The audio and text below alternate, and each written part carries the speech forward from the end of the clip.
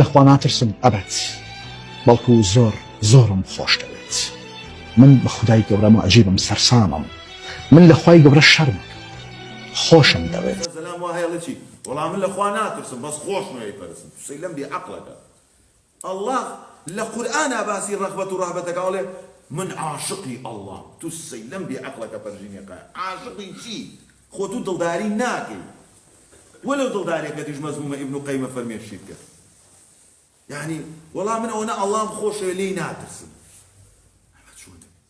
يعني والله أنا لا الله أترسم أقل لخوش يسي الله وأبخوان يجناك بس أنا اللي يترسم نار من يجكارن لكم أوش أرنابي عقيدي أما لبيني ترسو رجايا رغبة ورهبة وكانوا لنا خاشعين في أوشاكاني في شيء شلون عبادتي أنا كن يدعوننا رغبة يعني هي اللي بهاش يسمى ما بولا مزقوتين بو خيركين يحزمان ببهشتا ونيا ورهبا لچيه ترسين لدوزخ ترسين بلا ترسمان لدوزخ خوشويسي مان بو بهشت وما ليك اطاعي الله بكي وما ليك جرالي دينك بكي وما ليك التزام من بو دروسك